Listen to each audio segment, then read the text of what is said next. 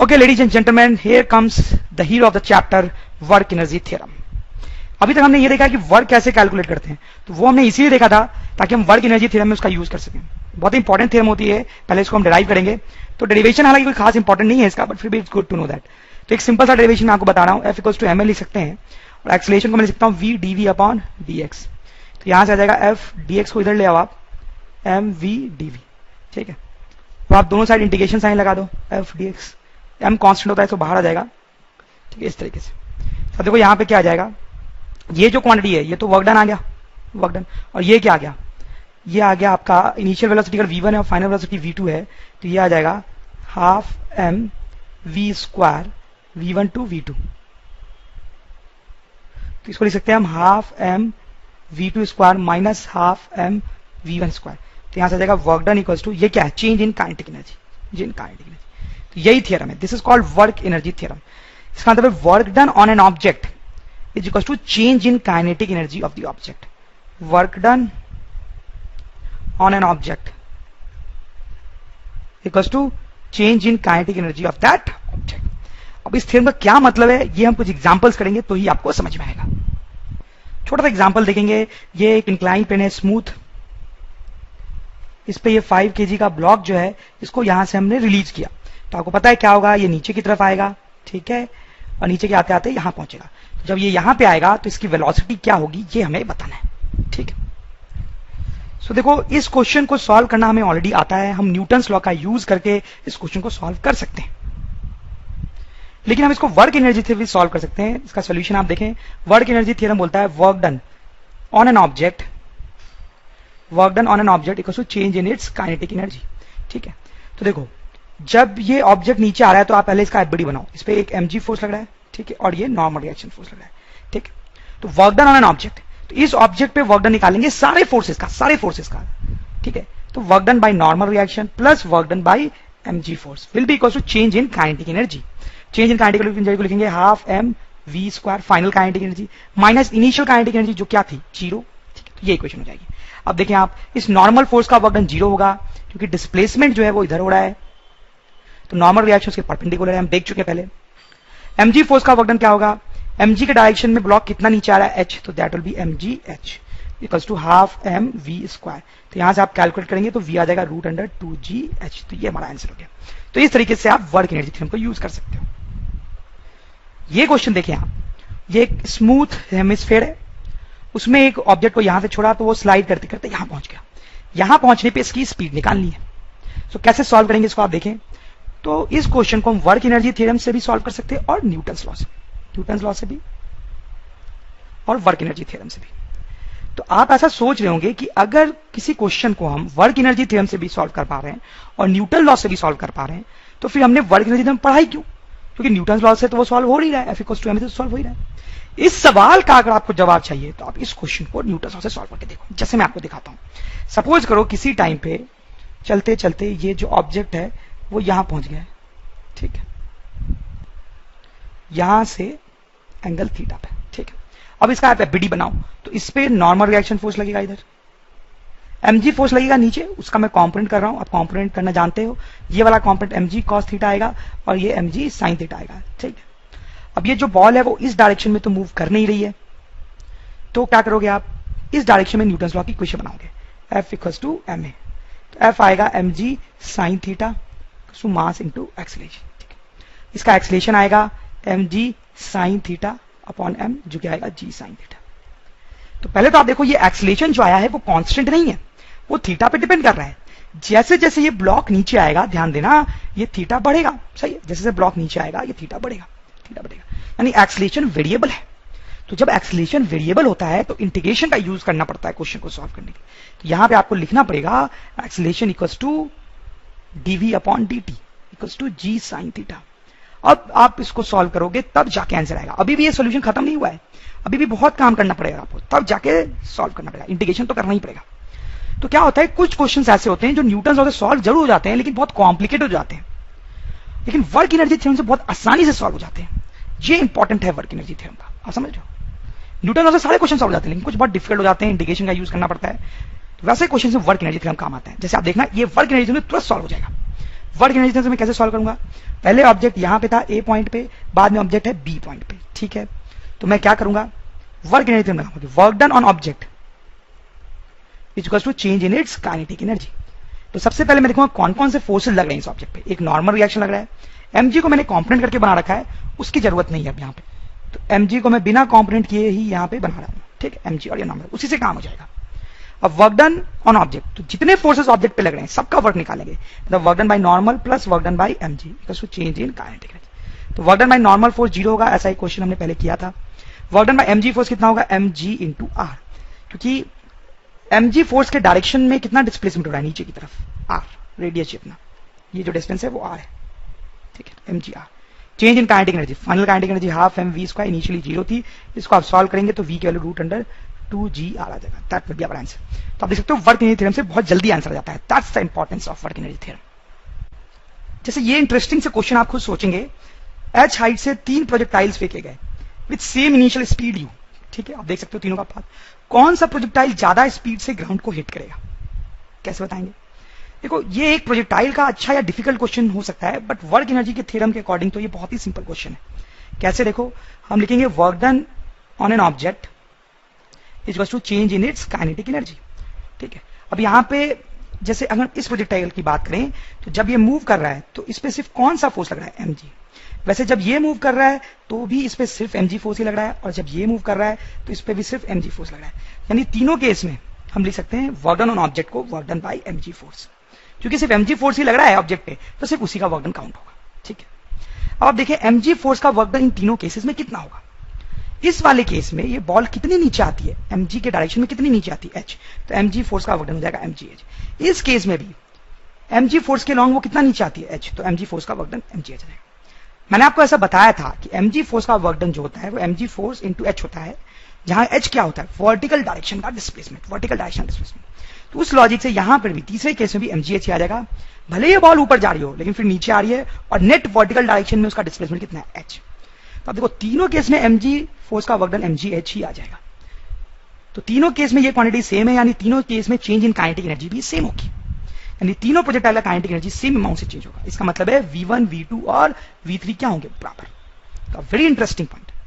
तो इसका कंक्लूजन ये हुआ वर्क एनर्जी थ्योरम से कि मैं इस प्रोजेक्टाइल को अगर u स्पीड से फेंक रहा हूं तो किसी भी एंगल पे फेंकूं वो ग्राउंड को सेम स्पीड से ही हिट करेगी, किसी भी एंगल पे फेंकूं, वर्क एनर्जी थ्योरम ये बता रहा है कि वो ग्राउंड को सेम स्पीड से हिट करेगी। Very interesting point. एक छोटा सा क्वेश्चन देखें, 3 डिफरेंट शेप की स्लाइड से आप देख सकते हैं, ये तो थोड़ी ज्यादा ही डिफरेंट है। हर केस में आदमी टॉप से स्लाइड करके नीचे तक आ रहा है, आप देख सकते हो कि जितने हाइट से वो स्लाइड करके नीचे आ रहा है वो हाइट h है, यहाँ पे भी और यहाँ पे भी, ये इनिशियल और ये फाइनल लोकेशन के बीच में हाइट है h, ठीक है। तो बताना है किस केस में आदमी की वेलोसिटी फाइनली ज्यादा होगी, ठीक है। बहुत सिंपल क्वेश्चन है, आपने शायद सोच भी लिया होगा कैसे करना है, कैसे करना बताओ। हर केस में वर्क एनर्जी थ्योरम लगा सकता हूं कि total work done on the person is equal to change in his kinetic energy, ठीक है। तो आदमी पे जो टोटल वर्क डन है वो निकालो, तो उसके लिए आदमी का एफबीडी बनाओ, जैसे इस केस में बना रहा हूं, तो नीचे mg और ऊपर ऐसे नॉर्मल रिएक्शन लगेगा। ये जो नॉर्मल रिएक्शन है उसका वर्क डन 0 हो जाएगा, हर केस में ही 0 आएगा, आप बना के देखना।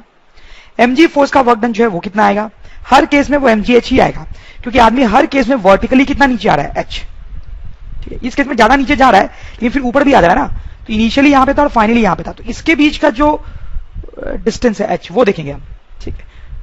Total displacement along y axis, total displacement along y axis जो कि h है, ठीक है। तो यानी वर्क डन हर केस में सेम आ जाएगा, इसका मतलब चेंज इन काइनेटिक एनर्जी भी हर केस में सेम आएगी।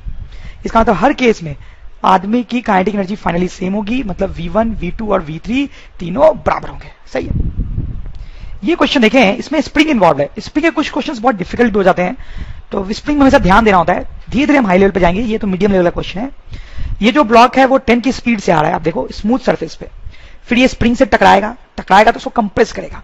तो वही क्वेश्चन है, फाइंड मैक्सिमम कंप्रेशन इन स्प्रिंग मैक्सिममली कितना कंप्रेस होगी। तो देखो क्या करना चाहिए आपको, मैकेनिक्स का कोई भी क्वेश्चन हो आपको उसको पहले एनालाइज करना चाहिए कि उसमें हो क्या रहा है। एक बार आपने वो कर लिया तो फिर क्वेश्चन तो सॉल्व हो ही जाएगा।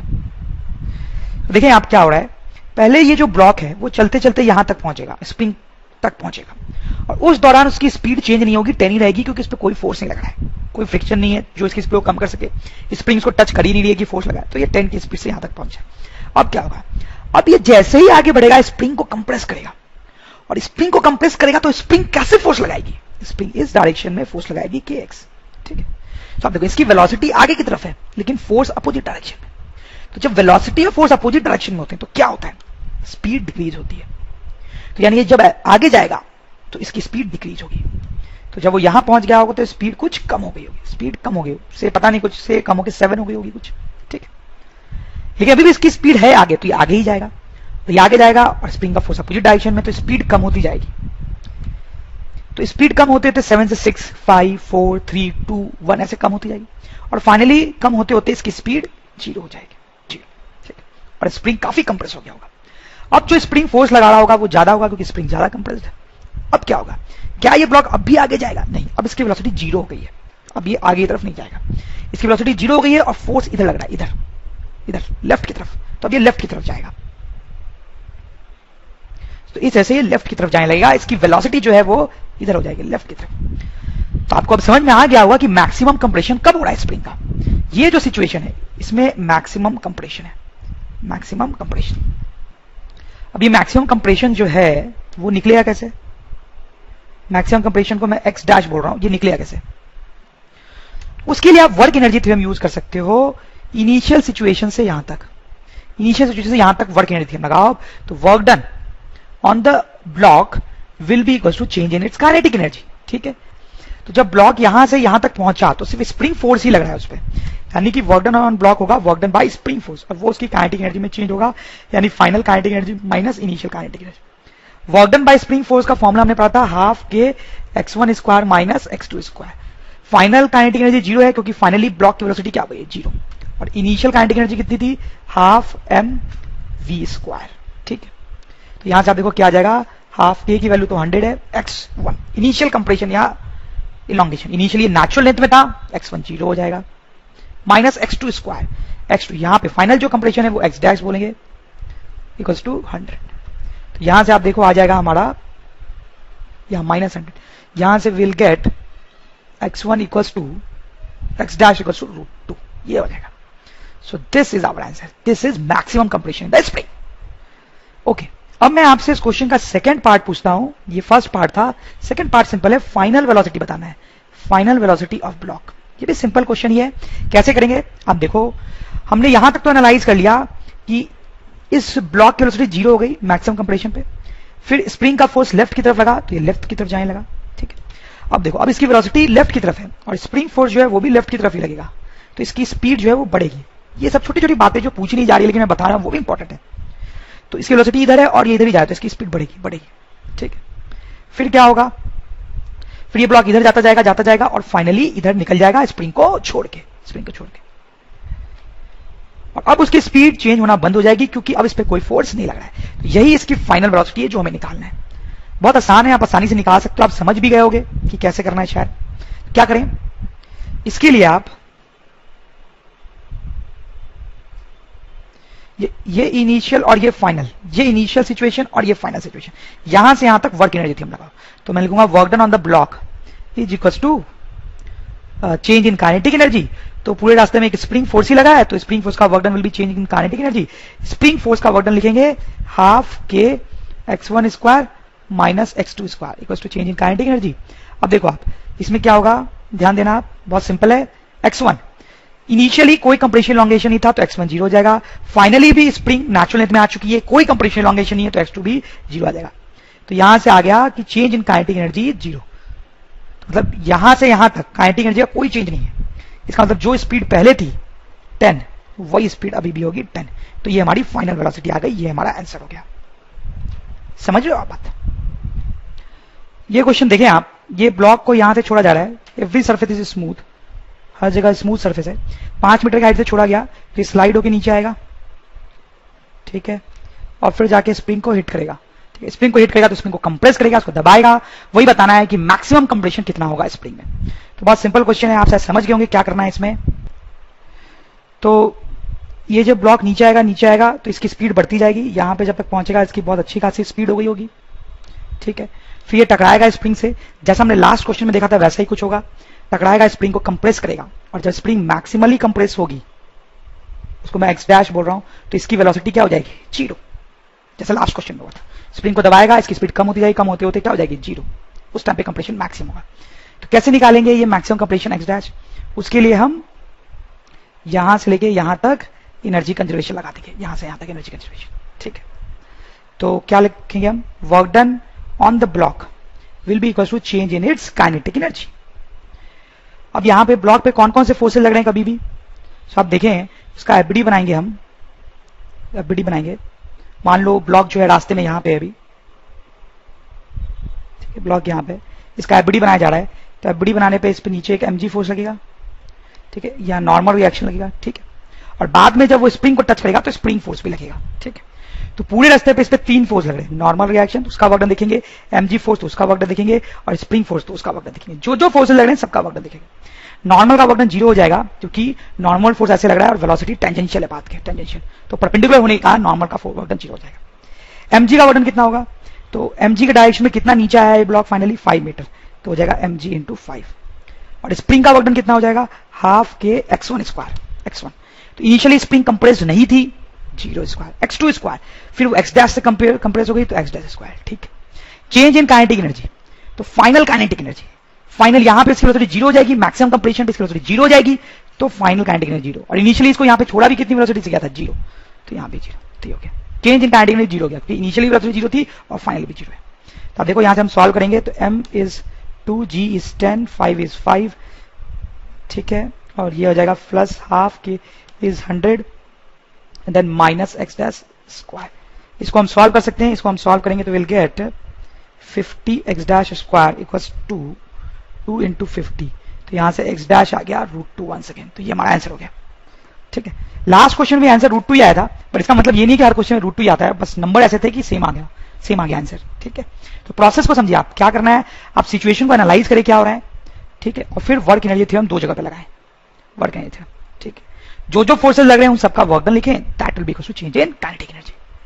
ये एग्जांपल देखें, इसमें ब्लॉक 5 की स्पीड से आ रहा है और इसका जो मास है वो 2 kg है। इसमें क्या है कि स्प्रिंग के नीचे वाला जो पार्ट है वहां फ्रिक्शन है, म्यू पॉइंट बन दिया हुआ है, ठीक है।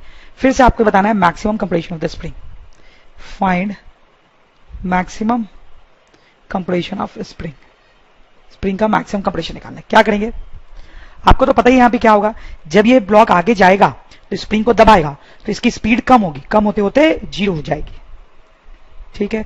तो वही सिचुएशन में बना रहा हूं,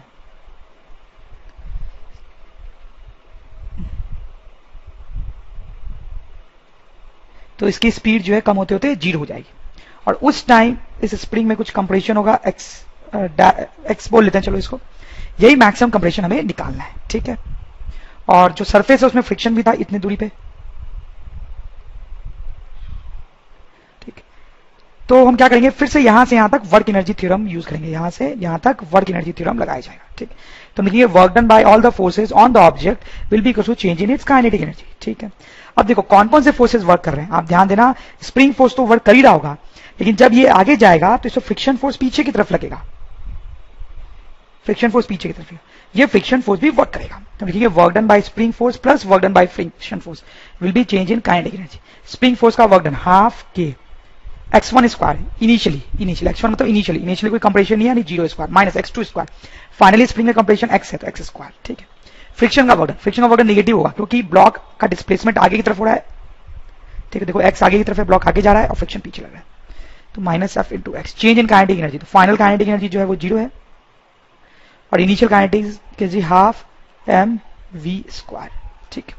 तो यहां से आप देखो क्या आ जाएगा, minus 25x square minus f into x, f हो जाएगा mu mg into x equals to minus 25। तो यहां से हो जाएगा 25x स्क्वायर प्लस म्यू की जगह पे 0.1 डेटा पुट कर रहा हूं, तो बस mass is 2, g is 10, x equals to 25। तो यहां से हमारे पास आ जाएगा 25x square plus 2x minus 25 equals to 0। ये इक्वेशन आ जाएगी हमारे पास। ये क्वाड्रेटिक है, इसको सॉल्व करेंगे तो x की वैल्यू आ जाएगी। मैं आपको बता दे रहा हूं कि आप जब सॉल्व करोगे तो विल गेट 48/50, तो ये हमारा मैक्सिमम कंप्रेशन आ जाएगा, ये हमारा आंसर होगा। तो अब देखो काम हमने बहुत आसान किया है कि जब ब्लॉक यहां से यहां तक जाता है मैक्सिमम कंप्रेशन होता है, तो हमें पता है कि इसकी स्पीड क्या हो जाएगी, 0 हो जाएगी।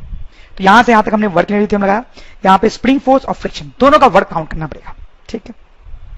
अब दूसरा पार्ट पूछ रहा हूं मैं आपसे पहले पार्ट है मैक्सिमम कंप्रेशन, जो निकाला मैंने लिख दिया यहाँ पे। दूसरा पार्ट है find final velocity of block, block की फाइनल वेलोसिटी बतानी है। देखो अब क्या होगा कि यहां पे ये ब्लॉक आ गया, इसकी वेलोसिटी 0 हो गई। अब ये स्प्रिंग फोर्स इधर की तरफ लगेगा इस पे ब्लॉक पे, तो ये ब्लॉक इधर की तरफ आएगा, ठीक है। तो बहुत देर बाद क्या सिचुएशन हो जाएगी,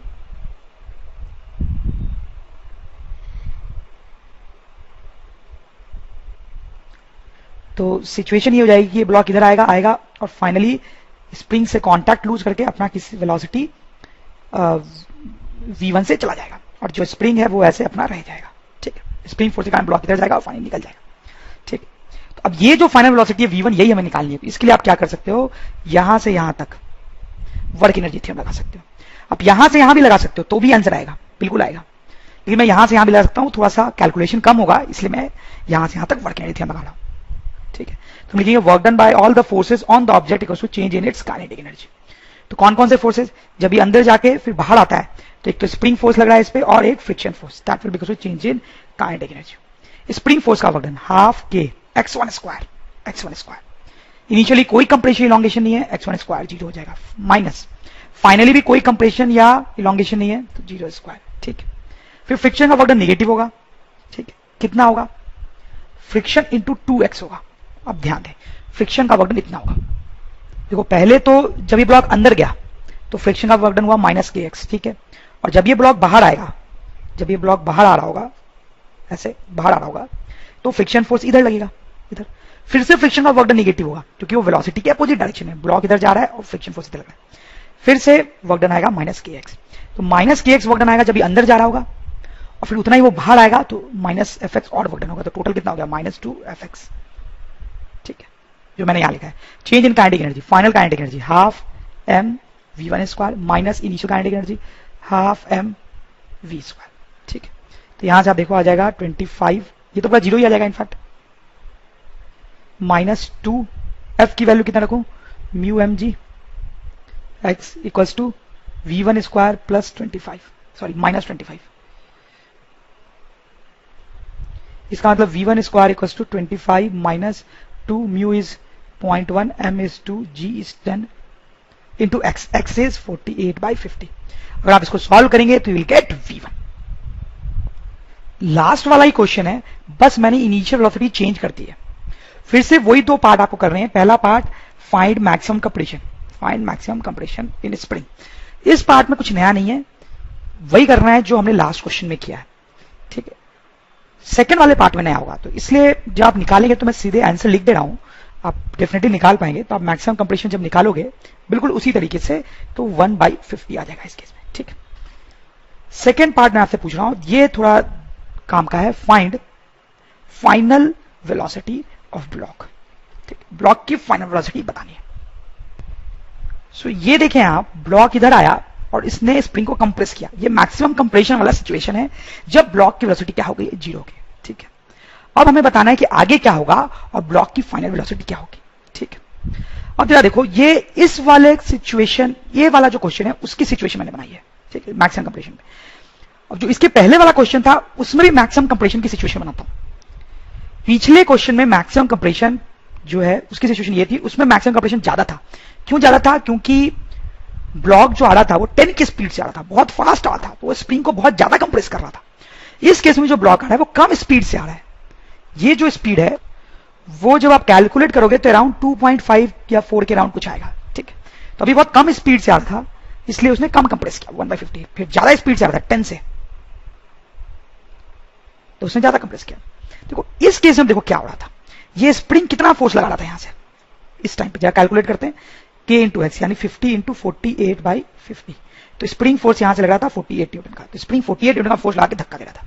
यहां पे स्प्रिंग कितना फोर्स लगा के धक्का दे रहा है, 50 into x that is 1/50, that is 1 Newton, ठीक है। तो यहां पे स्प्रिंग बहुत कम हल्का दे, कम धक्का दे रहा है, यहां पे ज्यादा धक्का दे रहा था। अब देखो यहां पे क्या होगा, फ्रिक्शन का कॉन्सेप्ट यूज हो रहा है बहुत अच्छा। जब ये स्प्रिंग फोर्स को आगे ले जाना चाहेगा तो फ्रिक्शन फोर्स जो है वो पीछे की तरफ लग के इसको रोकना चाहेगा, और वैसे ही इसमें भी फ्रिक्शन फोर्स पीछे लग के इसको रोकना चाहेगा, ठीक है। अब देखो फ्रिक्शन की जो मैक्सिमम वैल्यू है दोनों ही केस में, that is mu m g, क्योंकि म्यू और एम दोनों ही केस में सेम है, that is 0.1 mg, so that is 2 newton. तो फ्रिक्शन की जो मैक्सिमम वैल्यू लग सकती है वो 2 न्यूटन है। तो देखो इस केस में, पहले वाले क्वेश्चन के केस में क्या हो रहा था, स्प्रिंग इसको धक्का दे रहा था, कितना फोर्स लगा के, 48 न्यूटन, 48 न्यूटन का फोर्स लगा के धक्का दे रहा था। फ्रिक्शन इसको रोकना चाह रहा था, लेकिन फ्रिक्शन में साथ दम ही नहीं था। फ्रिक्शन तो मैक्सिमम कितना फोर्स लगा सकता था, 2 न्यूटन, इसलिए फ्रिक्शन रोक नहीं पाया और ये जो ब्लॉक है वो आगे की तरफ निकल गया। ठीक है, और इसकी फाइनल वेलोसिटी हमने कैलकुलेट भी की थी। ठीक। इस केस में अलग सिचुएशन है, शायद आप समझ गए हो अगर आपको फ्रिक्शन आता है तो, कि इस केस में जब स्प्रिंग फोर्स को पुश कर रहा होगा 1 न्यूटन फोर्स लगा के, तो फिर से फ्रिक्शन इसको रोकना चाहेगा। ठीक, फ्रिक्शन 2 न्यूटन तक लग सकता है, तो ये आराम से रोक लेगा इस बार, क्योंकि इस बार ब्लॉक को रोकने के लिए सिर्फ कितना फ्रिक्शन चाहिए, 1 न्यूटन। अब 1 न्यूटन फोर्स तो लग ही जाएगा, 2 न्यूटन तक लग सकता था। तो इसमें स्प्रिंग फोर्स जो है बहुत थोड़ा सा इसको पुश करने की कोशिश कर रहा है, आगे ले जाने की कोशिश कर रहा है, और फ्रिक्शन फोर्स उसको जो है वो रोक पाएगा। ठीक, तो इस केस में ये ब्लॉक एक बार जब 0 वेलोसिटी में आएगा तो वो 0 वेलोसिटी में ही रह जाएगा, फ्रिक्शन उसको रोक लेगा। This block will always be at rest now, always be at rest, हमेशा रेस्ट पे रहेगा, फ्रिक्शन इसको रोकने में कामयाब हो जाएगा। तो फाइनल वेलोसिटी हमारी इस केस में क्या हो जाएगी, 0, जबकि इस केस में फ्रिक्शन इसको रोकने में कामयाब नहीं हुआ था। ये क्वेश्चन देखो, ये जो ब्लॉक है स्प्रिंग से अटैच्ड है, नेचुरल लेंथ में है स्प्रिंग, इस ब्लॉक को पुश किया 3 मीटर से, पुश करके छोड़ दिया। ठीक है, क्वेश्चन है find maximum elongation of the spring, spring का मैक्सिमम इलॉन्गेशन निकालना है। ठीक है, ब्लॉक और स्प्रिंग आर अटैच्ड, ब्लॉक और स्प्रिंग जो है वो आपस में अटैच्ड है, तो कैसे निकालेंगे। देखिए ये बहुत सिंपल क्वेश्चन है एक्चुअली। देखें जब इस ब्लॉक को यहां पे छोड़ा गया तो अब स्प्रिंग क्या करेगा, स्प्रिंग इस पे इधर की तरफ kx फोर्स लगाएगा, इस स्प्रिंग फोर्स के कारण ये इधर की तरफ जाएगा। ठीक है, तो क्या ये जीवन बड़ इधर ही जाता रहेगा, क्या वो जीवन बड़ इधर ही जाता रहेगा, सोचो, जाते रहेगा, नो, ये आगे जाएगा। ठीक है, आगे जाएगा और फिर कभी ना कभी यू टर्न लेके पीछे भी आएगा, इतना आपको समझ में आएगा। और जब ये यू टर्न ले रहा होगा उस टाइम पे इसकी वेलोसिटी क्या होगी, 0 होगी। ये तो हमें पता ही है, काइनेमैटिक्स में ही हमने पढ़ा था कि जब कोई ऑब्जेक्ट यू टर्न लेता है तो यू टर्न लेते टाइम उसकी वेलोसिटी क्या होती है, 0। ठीक है, तो स्प्रिंग फोर्स इसको धक्का देगा, जिसका ये आगे जाएगा, लेकिन ये हमेशा आगे जाता नहीं रहेगा, बहुत आगे जाके फिर यू टर्न लेगा, जहां पे यू टर्न ले रहा होगा वहां पे वेलोसिटी 0 होगी। और आपको समझ में आ ही रहा होगा कि मैक्सिमम इलॉन्गेशन उसी टाइम पे होगा, उसी टाइम पे स्प्रिंग का इलॉन्गेशन मैक्सिमम होगा, साफ साफ दिख रहा है। तो उस मैक्सिमम इलॉन्गेशन को मैं बोल रहा हूं एक्स डैश। तो ये एक्स डैश कैसे निकलेगा वही हमें निकालना है। तो उसके लिए आप क्या करो, सिंपल सा काम है, यहां और यहां वर्क एनर्जी थे, यहां से यहां तक, तो हो जाएगा work done by spring force will be equal to change in kinetic energy. यहां से यहां तक स्प्रिंग फोर्स का work done half k x1 square यानी 3 square minus x2 square x dash square, change in kinetic energy 0। यहां पे start हुआ था वो 0 वेलोसिटी से, और फाइनली यहां पे भी वेलोसिटी क्या है, 0, तो चेंज इन काइनेटिक एनर्जी 0 आ गया। यहां से आप देख सकते हो आ जाएगा हमारे पास x डैश इक्वल टू 3, आप सॉल्व करके देखना, x डैश जो है वो 3 आ जाएगा। इसका मतलब मैक्सिमम इलॉन्गेशन क्या होगा, 3 मीटर। तो इंटरेस्टिंग पॉइंट है, जितना हमने इसको कंप्रेस किया था उतना ही ये इलॉन्गेट होगा। ये एग्जांपल आप देखें, ये जो स्प्रिंग है अपने नेचुरल लेंथ में, उससे ए ब्लॉक जो है वो फिक्स्ड है, यहां पे बंधा हुआ है, उससे अलग नहीं हो सकता। बी ब्लॉक उसके बगल में रखा हुआ है। ठीक है, दोनों ब्लॉक को हमने कंप्रेस कर दिया, अंदर कर दिया, धक्का दे, कितने से, 2 मीटर से, तो स्प्रिंग कंप्रेस्ड हो गई। अब क्या होगा, यहां पे बहुत क्लियर सी बात है कि स्प्रिंग इस पे इधर की तरफ फोर्स लगाएगी kx ए ब्लॉक पे, तो ये दोनों ब्लॉक जो है वो आगे जाएंगे। ठीक है, तो क्वेश्चन ये है कि find the final velocity of block B, जो ब्लॉक बी है उसकी फाइनल वेलोसिटी क्या होगी। देखो आप कैसे सॉल्व करना चाहिए आपको, जैसे मैंने आपको हमेशा बताया मैकेनिक्स में पहले सिचुएशन जो है उसको एनालाइज करना चाहिए कि क्या हो रहा है। एक बार आपने वो कर लिया तो फिर क्वेश्चन का आंसर तो आ ही जाता है। तो ये स्प्रिंग जब ए को धक्का देता तो ए आगे जाता, और जब ए आगे जाएगा तो वो बी को भी धक्का देगा तो बी भी आगे जाएगा। तो दोनों आगे जाएंगे साथ साथ, और दोनों की कुछ वेलोसिटी होगी, सपोज करो इनकी वेलोसिटी है कुछ v1 यहां पे। ठीक है, तो अभी भी स्प्रिंग और इनको आगे धक्का देगा, क्योंकि अभी भी स्प्रिंग क्या है, कंप्रेस्ड। तो स्प्रिंग आगे धक्का देगा तो इन दोनों की स्पीड क्या होगी, बढ़ेगी। स्प्रिंग एक्चुअली ए को धक्का दे रहा है। ठीक है, क्योंकि तो ए से टच में है, और जब वो ए को धक्का देता है तो ए आगे जाना चाहता है तो बी को भी आगे धक्का देता है। ठीक है, तो ऐसे करते करते ए और बी दोनों साथ साथ यहां पहुंच जाएंगे और इनकी वेलोसिटी कुछ v2 हो जाएगी। और अभी स्प्रिंग क्या है, अपने नेचुरल लेंथ में। अब इसके बाद क्या होगा वही इंपॉर्टेंट है। तो अब आप सोचो कि अब क्योंकि ए और बी के पास आगे की तरफ वेलोसिटी है तो वो दोनों थोड़ा सा आगे जाते हैं, बस थोड़ा सा आगे, जिससे स्प्रिंग थोड़ा सा इलॉन्गेट हुआ। अब जैसे स्प्रिंग इलॉन्गेट हुआ वो कैसे फोर्स लगाएगा, पीछे की तरफ, तो स्प्रिंग ब्लॉक को पीछे की तरफ खींचने लगेगा, जबकि इसकी वेलोसिटी किधर है, आगे की तरफ। तो ये आगे जा रहा है, जैसे स्प्रिंग थोड़ा भी इलॉन्गेट होगा स्प्रिंग इसको पीछे खींचने लगेगा, जिसकी इसकी वेलोसिटी क्या होगी, कम, इसकी वेलोसिटी कम होने लगी। अब इसके आगे ब्लॉक बी है। अब ध्यान दो, पहले ए जो है वो बी को धक्का दे रहा था, ए आगे जाना चाह रहा था तो बी को धक्का दे रहा था, बी को आगे धक्का दे रहा था। लेकिन अब इस फोर्स के कारण, स्प्रिंग के फोर्स के कारण ए रुकना चाहेगा, ए की वेलोसिटी कम होना चाहिए, तो ए जो है वो बी को पुल नहीं कर पाएगा, ए बी को पुल नहीं कर पाएगा। ये बात आप समझ सकते हो। जैसे कि अगर दो ब्लॉक्स रखे हुए ए और बी, तो अगर ए को मैं आगे पुश करूं तो ए जो है वो बी को आगे पुश करेगा, ठीक है। लेकिन अगर यही दो ब्लॉक ऐसे रखे हुए हैं और ए को मैं इधर पुल करूं तो ए जो है वो बी को पुल नहीं कर पाएगा, ए बी को पुल नहीं कर पाएगा, जबकि ए को पुश करूं तो वो बी को पुश कर देगा। तो वही यहां पे हो रहा है कि अब जब ये स्प्रिंग ए को पुल करेगा तो बी को ए पुल नहीं कर पाएगा, यानी बी पे कोई फोर्स नहीं लगेगा। तो बी का क्या होगा, बी की वेलोसिटी डिक्रीज नहीं होगी, बी की वेलोसिटी v2 ही रहेगी और वो डिक्रीज नहीं होगी, यानी बी आगे निकल जाएगा और ए जो है वो पीछे ही रह जाएगा। तो अब बी इसी कांस्टेंट वेलोसिटी से आगे जाता जाएगा जन्मों जन्मांतर तक, क्योंकि इस पे कोई फोर्स नहीं लग रहा है। यानी बी इज फाइनल वेलोसिटी क्या हो जाएगा, B is final velocity, B की फाइनल वेलोसिटी जो है वो हो जाएगी v2 के बराबर, ठीक है। तो फाइनली और अगर हम आगे बढ़े तो ऐसा होगा कि बी तो अपना निकल जाएगा वेलोसिटी v2 के साथ, ठीक है।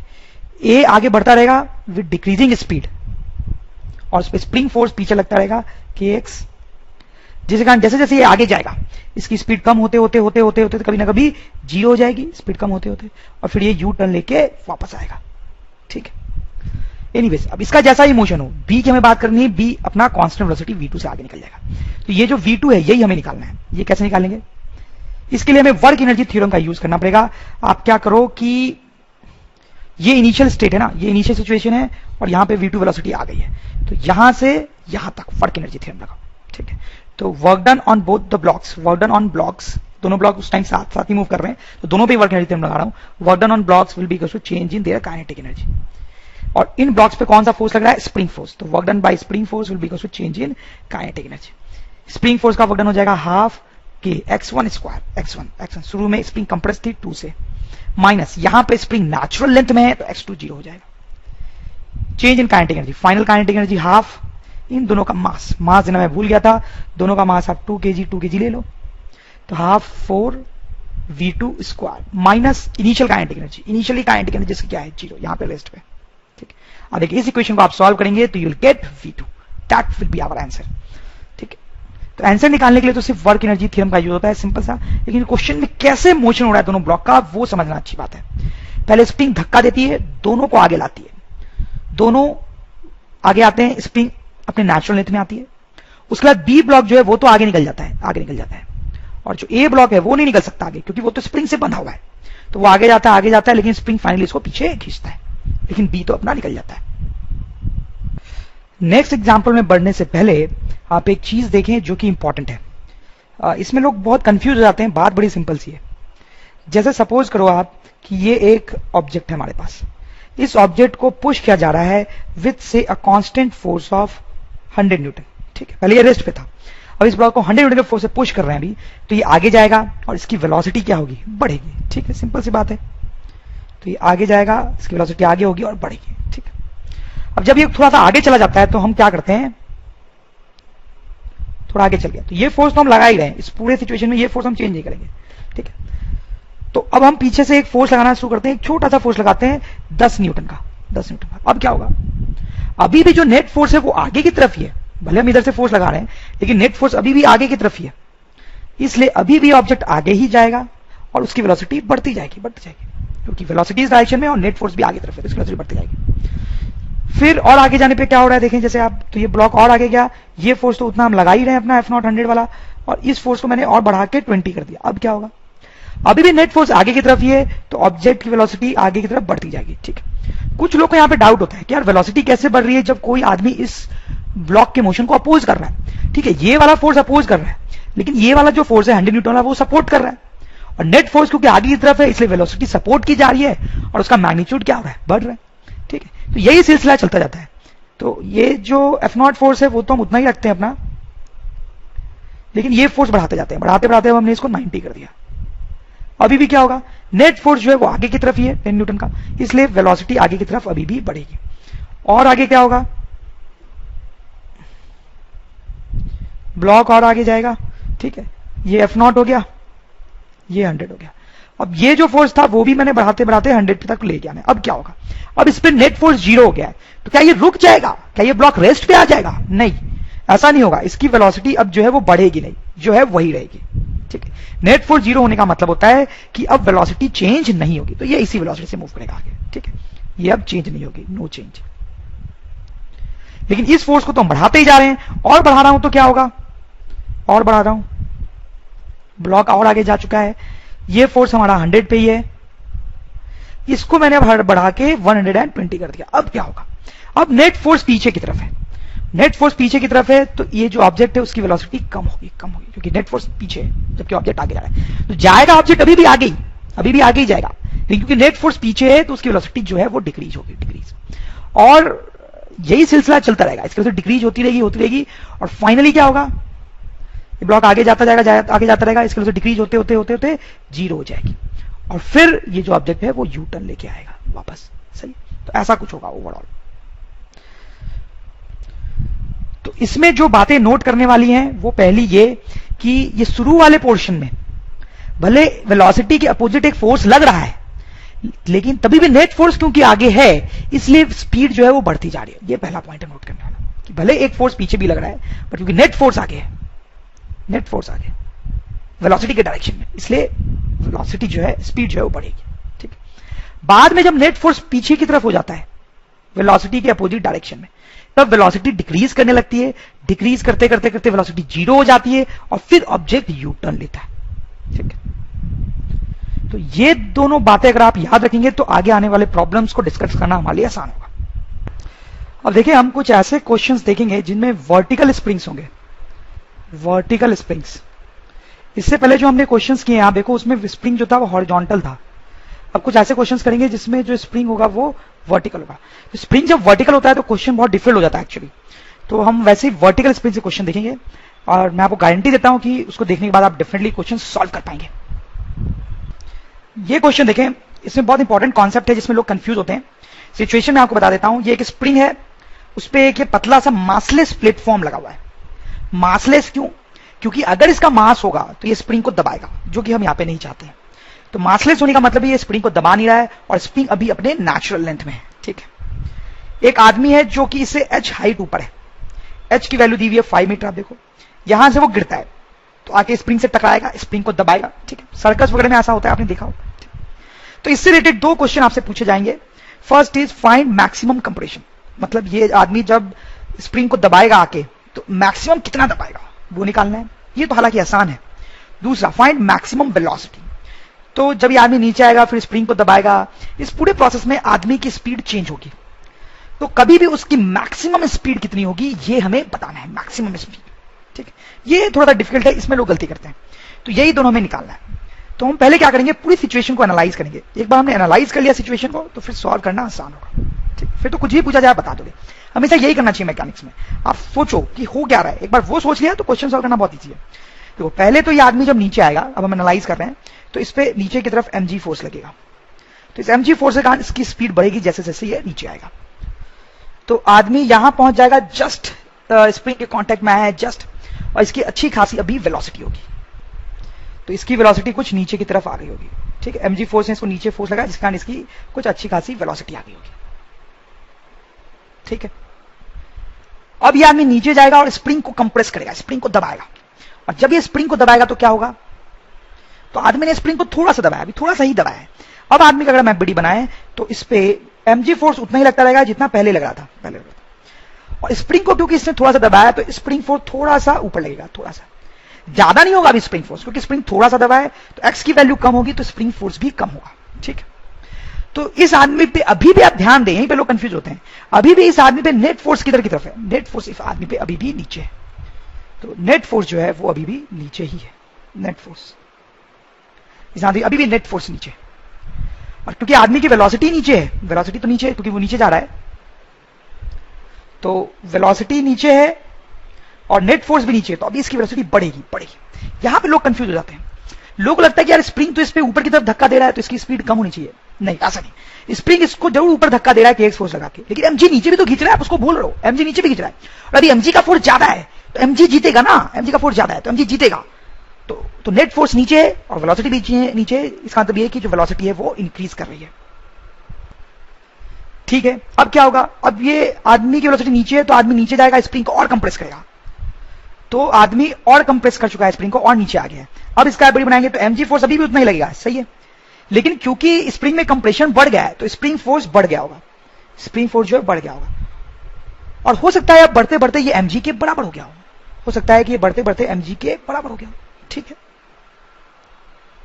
अब क्या होगा, देखो वेलोसिटी जो है वो तो नीचे की तरफ है, ठीक है, वेलोसिटी नीचे की तरफ है, लेकिन क्योंकि अब नेट फोर्स 0 हो जाएगा तो velocity will become constant, velocity जो है वो कांस्टेंट हो जाएगा। पहले वेलोसिटी बढ़ रहा था, यहां पे बढ़ रहा था क्योंकि kx छोटा था तो नेट फोर्स नीचे था, नेट फोर्स नीचे था तो वो वेलोसिटी को बढ़ा रहा था, वेलोसिटी की डायरेक्शन में। अब इस पे नेट फोर्स है ही नहीं, नेट फोर्स 0 हो गया, ठीक है, नेट फोर्स 0 हो गया तो अब वेलोसिटी बढ़ना बंद हो जाएगी, ठीक है। लेकिन अब क्या होगा, क्या नेट फोर्स 0 हो गया है तो आदमी यहीं पे रुक जाएगा, ध्यान देना यहां पे फिर एक इंपॉर्टेंट कॉन्सेप्ट है, क्या आदमी यहीं रुक जाएगा, नहीं।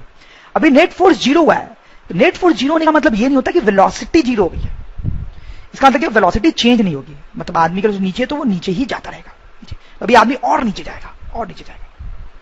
तो अब और आदमी ने स्प्रिंग को कंप्रेस कर दिया, ध्यान देना आप, तो mg फोर्स अभी भी उतना ही लगता रहेगा, लेकिन क्योंकि और कंप्रेशन बढ़ गया तो स्प्रिंग फोर्स जो है वो ऊपर की तरफ बढ़ जाएगा, जिसके कारण नेट फोर्स जो है वो ऊपर लगेगा, नेट फोर्स ऊपर लगेगा।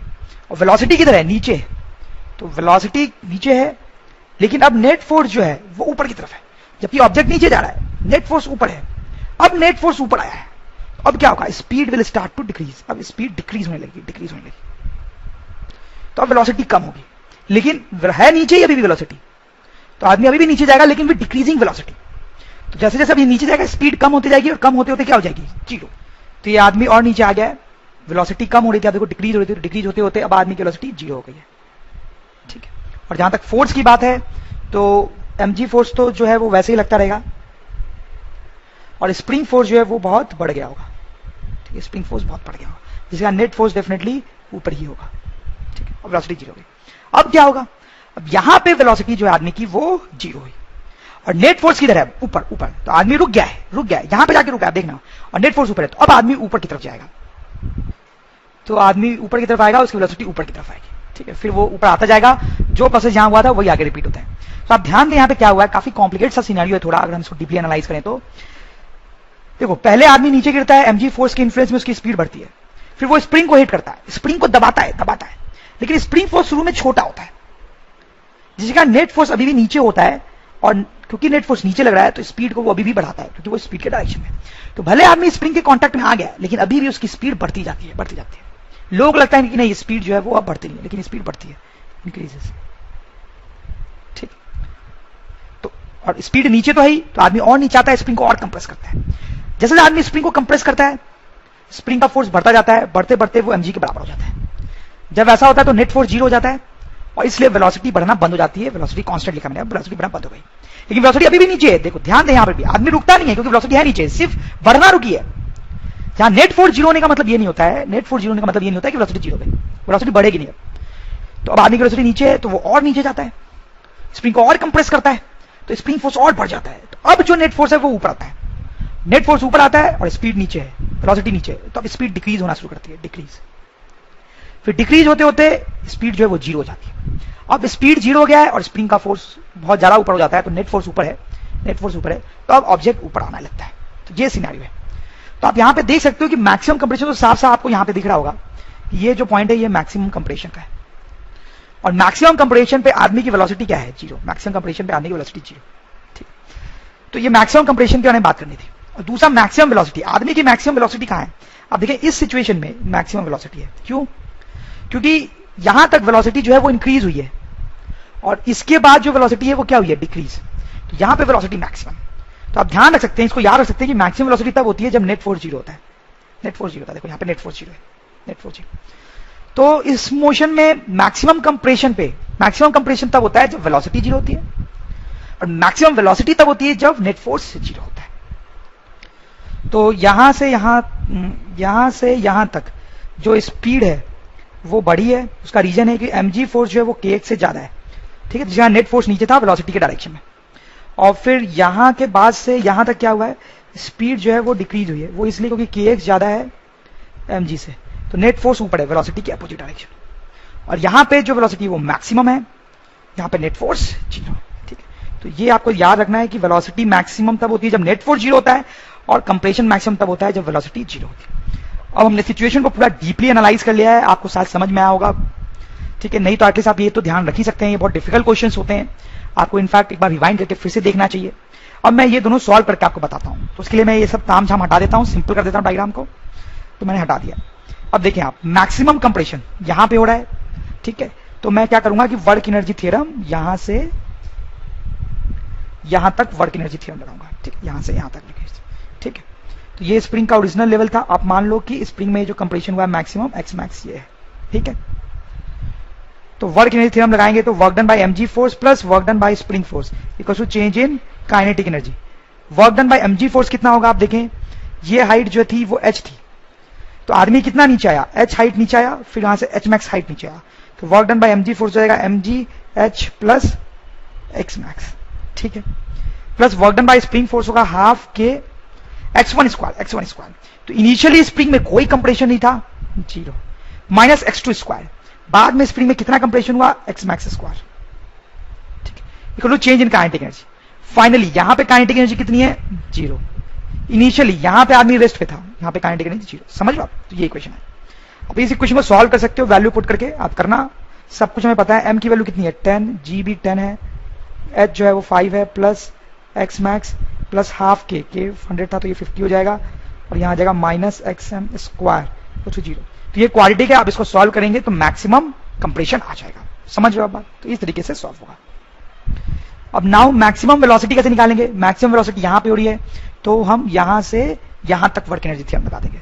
तो जब हम ऐसा करेंगे तो will get work done by mg plus work done by spring force equals to change in kinetic energy. तो work done by mg force, ठीक है, तो यहां से यहां तक जब आदमी आएगा तो mg फोर्स का वर्क डन निकालना पड़ेगा, ठीक है। तो ये डिस्टेंस मुझे निकालनी पड़ेगी, ये x, ये कैसे आएगा, तभी तो mg का वर्क डन लिखेंगे ना, कि आदमी कितना नीचे आया ये तो पता करना पड़ेगा। तो यहां से यहां तक की हाइट तो h है, फिर x और कितना नीचे आया वो ऐसे पता चलेगा कि यहां पे kx और mg बराबर है, ठीक है। तो यहां से x आ जाएगा mg बाई k, x आ जाएगा mg बाई k, ठीक। तो यहां से हम वैल्यू निकाल सकते हैं x की, h तो कितना था 5 मीटर, ये हो जाएगा m है 10, g भी 10 और k है जो 100, तो x तो 1 आ गया ना। तो mg का बटन लिखेंगे mg इंटू 6, कितना नीचे आया 5 प्लस 1। ध्यान दें आप, स्प्रिंग फोर्स हाफ के, कॉम्प्लिकेटेड क्वेश्चन है, बहुत ध्यान देने की जरूरत है, तभी समझ में आएगा। 2 ही उपाय है इसको समझने का कि आप ध्यान दें, बिल्कुल ध्यान दें, ध्यान देंगे तो गारंटी आपसे ये क्वेश्चन बनेगा, नहीं तो बाद में प्रॉब्लम आएगी।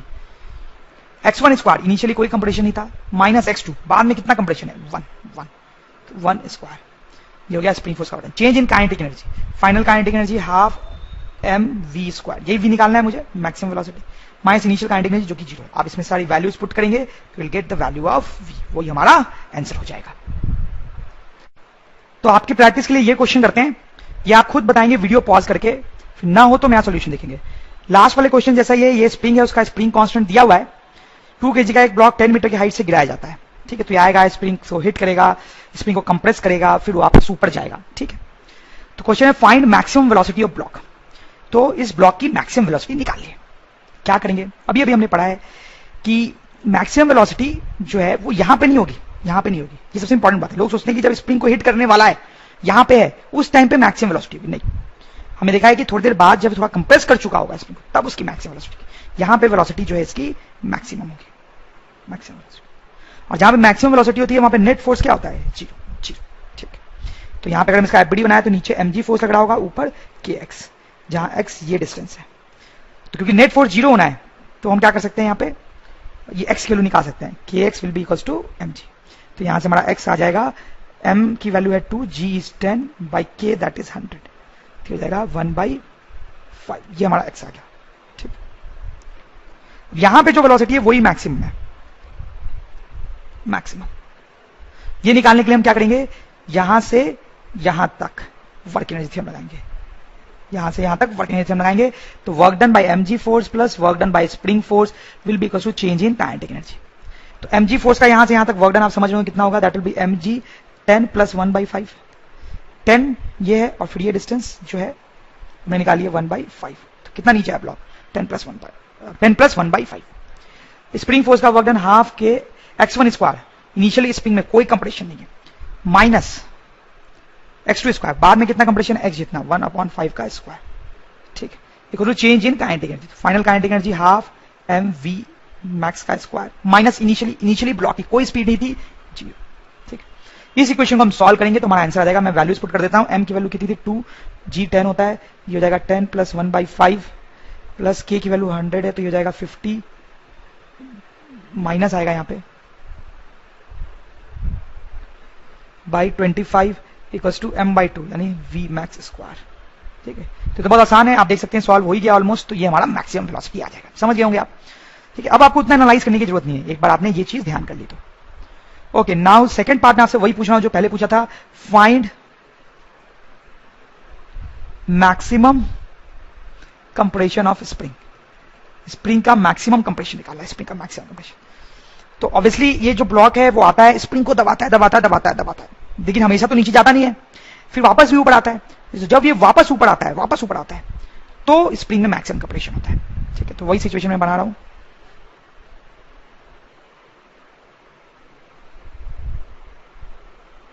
ठीक है, तो अभी तो ये मैक्सिमम वेलोसिटी थी और नीचे गया, स्प्रिंग को कंप्रेस किया, वेलोसिटी कम होते होते क्या हो गई, जीरो। अब वो यू टर्न लेके ऊपर आता है। तो यहां पर जब वेलोसिटी जीरो होती है तब कंप्रेशन क्या होता है, मैक्सिमम। ठीक है, यहां पे इसकी वेलोसिटी जीरो है, तो यही मैक्सिमम कंप्रेशन हमें निकालना है। तो आप सोचो कि यहां से ये जो कंप्रेशन हुआ है ये एक्स मैक्स है, ये निकालना है। तो उसके लिए हम क्या करेंगे, आप समझ रहे होंगे शायद कि उसके लिए मुझे यहां से यहां तक वर्क एनर्जी थ्योरम लगाना, इस स्टेट से इस स्टेट तक। तो मैं लिखूंगा work done by mg force plus work done by spring force equal to change in kinetic energy. तो mg फोर्स का वर्क डन यहां से यहां तक के लिए हो जाएगा mg 10 plus h max. Spring force का वर्क डन हो जाएगा half k x1 square 0 x2 finally फिर कितना कंप्रेस हुआ xm। तो change in kinetic energy, final kinetic energy zero है क्योंकि यहाँ पे वेलोसिटी जीरो हो गई है और इनिशियल काइनेटिक एनर्जी भी जीरो थी। तो आप इस इक्वेशन जब सॉल्व करोगे तो x मैक्स आ जाएगा। क्वाड्रेटिक सॉल्व करनी पड़ेगी बट हो तो जाएगा। ठीक है, ये सिचुएशन देखें, लास्ट क्वेश्चन जैसी ही है, बस यहां पे सारा सिस्टम इंक्लाइन प्लेन पे सेट किया गया है, स्मूथ इंक्लाइन प्लेन पे। इंक्लाइन प्लेन का एंगल दिया हुआ है, स्प्रिंग लगा हुआ है, आप देख सकते हो। यहां से 5 मीटर की दूरी से इस 2 kg ब्लॉक को छोड़ा जाता है, तो अवश्य नीचे आएगा, स्प्रिंग को कंप्रेस करेगा। ठीक है, वगैरह वगैरह। ठीक है, तो इस पॉइंट को मैं ए बोल रहा हूं। तो पहला क्वेश्चन जो है वो ये है कि इज वेलोसिटी मैक्सिमम एट ए। बहुत सिंपल है, क्या जब ये ब्लॉक स्लाइड होके इस स्प्रिंग को हिट करेगा ए पॉइंट पे तो क्या उसकी वेलोसिटी मैक्सिमम होगी वहां पे? क्या लगता है आपको, बताएं। सॉल्यूशन है नो, नहीं ऐसा नहीं होगा। हमने देखा है क्या होगा यहाँ पे, ये जब तक स्प्रिंग को हिट करेगा तब तक तो इसकी स्पीड बढ़ी रही है, नो डाउट अबाउट इट, लेकिन उसके बाद भी स्पीड बढ़ती रहेगी जब ये स्प्रिंग को कंप्रेस कर रहा होगा। क्यों होता है ऐसा? क्योंकि स्प्रिंग शुरू में बहुत कम कंप्रेस होता है तो उसका फोर्स बहुत कम लगता है, तो नेट फोर्स mg का अभी भी नीचे ही होता है, जिसके कारण जो स्पीड है वो बढ़ती है। तो ए पे जो वेलोसिटी है वो मैक्सिमम नहीं होगी। तो सेकंड पार्ट है ऑब्वियसली आपका कि फाइंड मैक्सिमम वेलोसिटी, नहीं, find compression eight which velocity is maximum. ठीक है, मतलब स्प्रिंग कितना कंप्रेस्ड होगा मैक्सिमम वेलोसिटी पे। कैसे सॉल्व करेंगे इसको? तो ये डायग्राम आप देखें, ब्लॉक यहां था, ये ए वाली पोजीशन है, स्प्रिंग आया, सॉरी ब्लॉक आया, उसने स्प्रिंग को कंप्रेस किया बाय डिस्टेंस x। ठीक है, तो हमने पढ़ा है कि maximum compression, sorry maximum velocity जो है वो कब होती है? जब नेट फोर्स जीरो होता है, जब नेट फोर्स जीरो हो जाता है। तो हमसे यही पूछा गया कि maximum find compression eight which velocity is maximum. तो मैं वही बताना कि कंप्रेशन कितना होगा जब मैक्सिमम वेलोसिटी होगी। मैक्सिमम वेलोसिटी के टाइम नेट फोर्स जीरो होगा। तो अगर हम मान लें कि यहाँ पे मैक्सिमम वेलोसिटी है तो इस पे नेट फोर्स जीरो होना चाहिए। तो इसका एफबीडी बना लें आप। तो इस पे इधर की तरफ ऑब्वियसली mg का कंपोनेंट लग रहा होगा mg sin 37 डिग्री, और ये x से कंप्रेस है तो ऊपर स्प्रिंग फोर्स लग रहा होगा kx।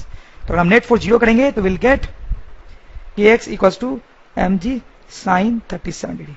तो k की value 100, x is x, mass कितना है 2 kg, g is 10, sin 37 is 3/5।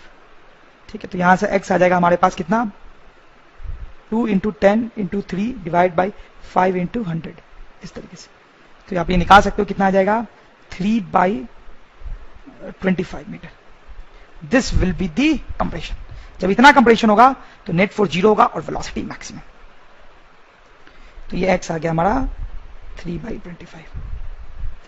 अब इससे थर्ड पार्ट आपसे अगर पूछा जाए क्या है वो, कि अब लास्ट पार्ट में पूछा जा रहा है find maximum velocity. Maximum velocity निकालनी है, वो तो यहीं पे होगी, यहीं पे मैक्सिमम वेलोसिटी। तो क्या करें, अब यहां से यहां तक वर्क एनर्जी थ्योरम लगा दो, यहां से यहां तक। सो देखो थोड़ा सा लंबा जा रहा है, क्या सोल्यूशन होगा, work done by mg force, एक तो mg फोर्स लग रहा है और एक स्प्रिंग फोर्स लग रहा है, will be equal to change in kinetic energy work done by mg force. mg force का वर्क डन कितना होगा, देखो ये ब्लॉक इतना नीचे आया है, लेकिन आपको निकालना पड़ेगा कि वर्टिकल डायरेक्शन में कितना नीचे आया है mg फोर्स का वर्क डन निकालने के लिए, ठीक है। या फिर आप ऐसा भी कर सकते हो कि mg फोर्स का वर्क डन लिखेंगे mg sin 37, ठीक है। इस डायरेक्शन में mg का कॉम्पोनेंट ले लो, डिस्प्लेसमेंट के डायरेक्शन में, डिस्प्लेसमेंट के डायरेक्शन में mg का कॉम्पोनेंट ले लिया, दैट इज mg sin 37, ठीक है। और डिस्प्लेसमेंट इधर कितना हुआ, दैट इज 5 + 3/25, ये तो mg का वर्क डन आ जाएगा।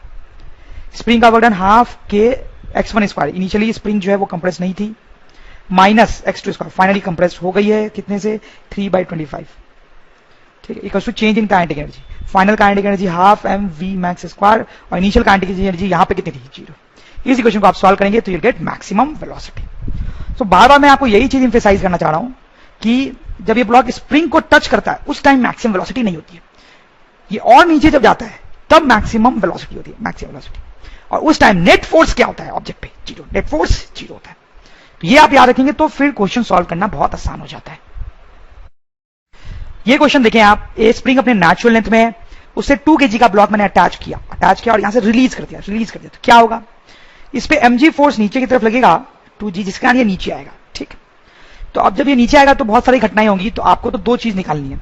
सबसे पहले आपको निकालना है मैक्सिमम वेलोसिटी ऑफ ब्लॉक, ठीक है, और दूसरे पार्ट में आपको निकालना है maximum elongation of spring, maximum elongation of spring, ठीक है। देखो क्या करेंगे, क्या होगा कि ये ब्लॉक नीचे आएगा, नीचे आएगा, नीचे आएगा, नीचे आएगा, नीचे आएगा, नीचे आएगा, लेकिन क्या जिंदगी भर नीचे ही आता रहेगा, नीचे आता रहेगा, कभी ना कभी वो यू टर्न लेके वापस भी आएगा, ठीक है।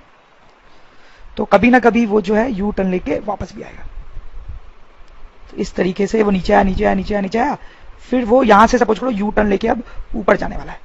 तो यहां पे यू टर्न ले रहा है, तो यहां पे इसकी वेलोसिटी क्या होगी, 0। और क्लियरली यहां पे जो इलोंगेशन है वही मैक्सिमम इलोंगेशन होगा, वही मैक्सिमम इलोंगेशन होगा। तो ये जो है हमारा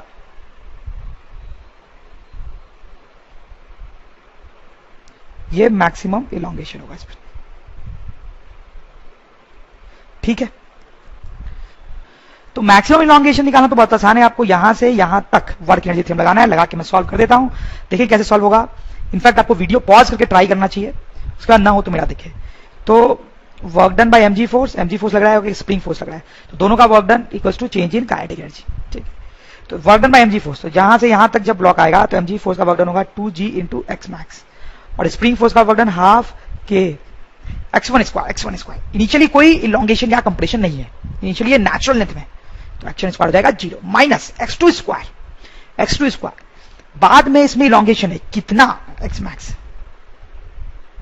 ठीक है। चेंज इन काइनेटिक एनर्जी, मतलब final kinetic energy half into mass into velocity, final तो 0 है, minus initial kinetic energy, initially भी इसको हमने रिलीज किया था 0 वेलोसिटी से, 0, ठीक है। आप देखें इसको आप सॉल्व करेंगे तो आराम से आपका मैक्सिमम इलोंगेशन आ जाएगा, ठीक है, ठीक है।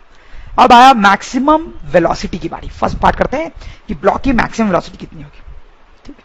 तो ब्लॉक की मैक्सिमम वेलोसिटी कब होगी, आप बताएं, खुद सॉल्व करने की कोशिश करें, ऐसे क्वेश्चन हमने सॉल्व किए हैं। सॉल्यूशन ये है कि मैक्सिमम वेलोसिटी तब होगी जब नेट फोर्स ब्लॉक पे 0 होगा, नेट फोर्स 0 होगा। तो आप देखो ये ब्लॉक जब नीचे आ रहा है तो बीच में यहां पे कहीं ना कहीं इसका अगर मैं बिडी बनाए तो इस पे नीचे की तरफ mg फोर्स लग रहा होगा और ये ऊपर की तरफ स्प्रिंग फोर्स kx लग रहा होगा, ठीक है, जहां कर ये x है इलोंगेशन। तो अगर यहां पे ये नेट फोर्स 0 हो जाता है, यानी kx और 2g बराबर हो जाते हैं, तो यहां नेट फोर्स 0 हो जाएगा, और फिर यहां पे जो वेलोसिटी है वो हमारी मैक्सिमम होगी, यहां पे वेलोसिटी मैक्सिमम होगी, यही मैक्सिमम वेलोसिटी निकालना है, ठीक है। तो कैसे निकालेंगे, पहले तो आप ये x निकाल लो, तो x आ जाएगा 2 into 10 divide by k is 100, that is 1/5, ठीक है, ये 1/5 है x की वैल्यू 1/5। अब यहां पे जो मैक्सिमम वेलोसिटी है वो निकालने के लिए क्या करें, यहां से यहां तक आप वर्क एनर्जी थ्योरम लगा दो, तो आ जाएगा work done by mg force plus work done by spring force equals to change in kinetic energy. यहां से यहां तक mg फोर्स का वर्क डन जो है वो force into displacement, spring force का work done half k x1 square 0, शुरू में कोई इलॉन्गेशन कंप्रेशन नहीं है, माइनस यहां पे जो इलॉन्गेशन या कंप्रेशन है वो है 1/5, तो उसका स्क्वायर 1/25 आ जाएगा। Change in kinetic energy final half m 2 kg v max square minus initial kinetic energy, initially इसकी वेलोसिटी 0 थी 0। इस इक्वेशन को हम सॉल्व करेंगे तो we will get maximum velocity. ठीक, तो आप देख सकते हैं कैसे हमने सॉल्व किया। ये क्वेश्चन देखो, आप ध्यान से देखना, इसमें लोग गलती करते हैं। ये कि स्प्रिंग है, उसका स्प्रिंग कांस्टेंट दिया हुआ है, 4 kg और 6 kg के दो ब्लॉक ऐसे हैंग कर रहे हैं इससे, और रेस्ट पे है, अभी रेस्ट पे। ठीक है, ठीक है। क्वेश्चन है find maximum compression in spring if 6 kg block suddenly breaks off। तो क्या मतलब है क्वेश्चन का कि ये दोनों ब्लॉक हैं, यहां पे दोनों हैंग कर रहे हैं, अचानक से ये 6 kg का जो ब्लॉक है वो टूट के गिर जाता है, अचानक से टूट के गिर जाता है। ठीक है, तो फिर क्या होता है कि 4 kg का ब्लॉक बचता है सिर्फ, और ये मूव करने लगता है। तो हमें बताना है ये जब मूव करेगा तो स्प्रिंग का मैक्सिमम कंप्रेशन कितना होगा। ठीक है, तो आप इसको सॉल्व करने की कोशिश करें। ठीक है, इसमें अच्छी मैकेनिक्स यूज हो रही है, आप करें, देखिए क्या कर सकते हैं। शायद आपने ट्राई किया होगा, मैं आपको बताता हूं अब कैसे सॉल्व करना है। तो पहले तो देखो, ये स्प्रिंग अभी अपने नेचुरल लेंथ में तो है नहीं, ये तो आप समझ ही रहे होगे। ठीक है, तो मान लो ये जो है वो स्प्रिंग की नेचुरल लेंथ है, तो अभी ये जो स्प्रिंग है वो इलोंगेटेड है, कितने अमाउंट से इलोंगेटेड है उसको मैं x1 लिख देता हूं। ठीक है, वो निकाल सकते हैं हम, इस पे दोनों पे मिला के अभी जो नीचे की तरफ फोर्स लग रहा होगा वो 10g, ऊपर स्प्रिंग का फोर्स kx1, क्योंकि ये सिस्टम रेस्ट पे है तो kx1 will be equals to 10g, तो यहां से आ जाएगा x1 equals to 10 × 10 divide by 100, तो इस विल बी 1 मीटर। यानी अभी ये जो स्प्रिंग इलोंगेटेड है ये 1 मीटर से इलोंगेटेड है। ठीक है, अब जब ये 6 kg का ब्लॉक गिर जाएगा तो क्या होगा, सिर्फ 4 kg का ब्लॉक बचेगा, इस पे नीचे mg फोर्स 4g लगेगा। ठीक है, और स्प्रिंग फोर्स पहले कितना लग रहा था, स्प्रिंग फोर्स पहले 10g, मतलब 10g के बराबर था, 10g के बराबर, तो स्प्रिंग फोर्स अभी भी कितना रहेगा, 10g के बराबर ही रहेगा। ठीक है, स्प्रिंग की लेंथ तो चेंज हुई नहीं है अभी, समझ लो आप, 6 kg का ब्लॉक निकल के गिर गया, तो 4 kg का ब्लॉक जो बचा उस पर तो 4g फोर्स ही लग रहा है ना अभी भी, और स्प्रिंग फोर्स पहले 10g था तो अभी भी 10g रहेगा। तो आप देख सकते हो इस पर नेट फोर्स ऊपर की तरफ है, इसलिए ये जो ब्लॉक है वो ऊपर की तरफ जाएगा, ऊपर की तरफ जाएगा। ठीक है, लेकिन क्या ये जीवन भर ऊपर ही जाता रहेगा, ऊपर ही जाता रहेगा, नहीं, जीवन ऊपर ही नहीं जाएगा, फिर ऊपर जाके फिर यू टर्न लेके वापस भी आएगा, इतना तो समझ में आएगा, तो यू टर्न लेके वापस भी आएगा। तो जब वो यू टर्न ले रहा होगा तब की फोटो मैं बनाता हूं।